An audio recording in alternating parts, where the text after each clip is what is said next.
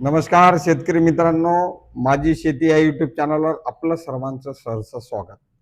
शेतकरी मित्रांनो, खरीप पीक विमा 2025 कधी खात्यात येणार? शेतकऱ्यांना पडलेला एक मोठा प्रश्न आणि याचं उत्तर कृषी विभागानं कृषी मंत्र्यांना द्यावं अशी एक सर्वसामान्य शेतकऱ्याची अपेक्षा होती.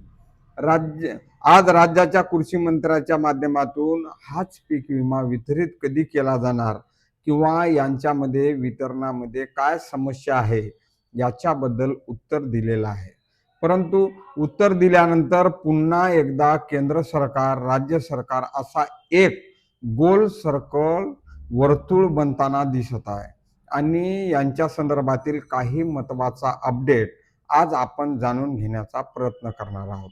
मित्रांनो, 1 महिन्यापूर्वी केंद्रीय कृषी मंत्र्याच्या माध्यमातून देशभरामध्ये कशा प्रकारे PM-FY योजनेमध्ये ॲग्रिस्टेकचे फार्मर आयडी आणि PM-FY योजनेला एकत्रित केलं जात आहे. शेतकऱ्यांना पूर्णपणे डिजिटल प्लॅटफॉर्मवरती आणलं जात आहे.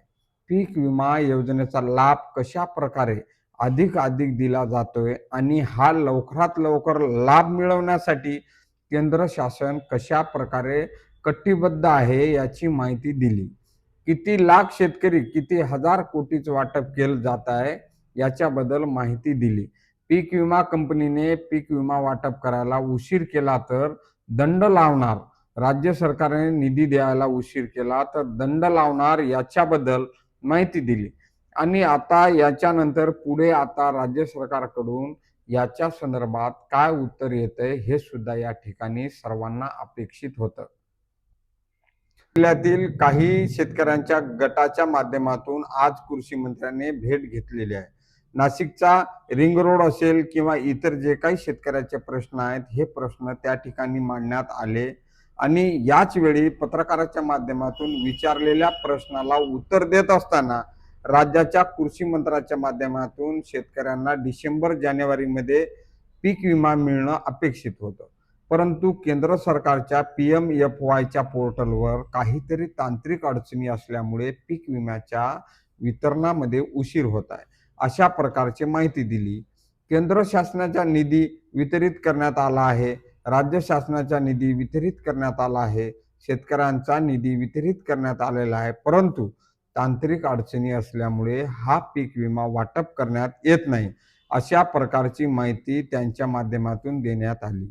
मग आता उत्तर हे समाधानकारक आहे का नाही?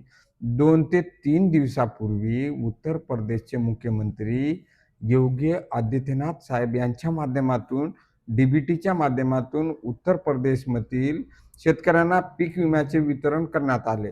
एका क्लिकवरती लाखो शेतकऱ्यांना पीक विम्याचे वितरण करण्यात आले. जे शेतकरी खरीप 2025 मध्ये बाधित झालेले होते, मग जर एखाद्या राज्यामध्ये DBTच्या माध्यमातून PM-FYच्या पीक विम्याचे वितरण होत असेल तर महाराष्ट्र राज्यासाठी पीक विमा योजनेच्या अंतर्गत पोर्टलवरती कसा काय तांत्रिक अडचण येतोय हा प्रश्न एक समजण्यासारखा आहे. त्याच्यामुळे केंद्र सरकारने राज्याकडे, राज्य सरकारने केंद्राकडे आणि दोघांना मिळून एखाद्या पोर्टलकडे तांत्रिक अडचणीकडे बोट दाखवणे हा म्हणजे निव्वळ वेळ काढूपणा आहे. त्यांच्यामुळे लवकरात लवकर पीक विमा वितरित केला जाईल अशा प्रकारे ते सांगण्यात आलं. परंतु या तांत्रिक अडचणी नेमक्या काय किंवा याच्यामध्ये आणखीन किती वेळ लागू शकतो याच्याबद्दल मात्र समाधानकारक आणखी उत्तर दिलेलं नाही.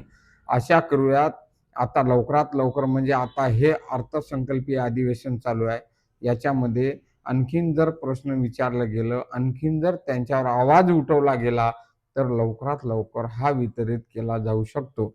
परंतु केंद्र सरकार असेल किंवा राज्य सरकार असेल हे पीक विमा कंपन्यांना का पाठीशी घालतंय हे मात्र समजण्यासारखं आहे. त्यामुळे लवकरात लवकर या सगळ्या प्रक्रिया पार पाडाव्यात आणि पात्र असलेल्या शेतकऱ्यांना पीक विम्याचे वितरण करावं हीच एक मागणी आहे. चॅनलला नवीन असाल तर लाईक आणि सबस्क्राईब करा. भेटूया पुढील व्हिडिओमध्ये नवीन अपडेट्स. तोपर्यंत नमस्कार.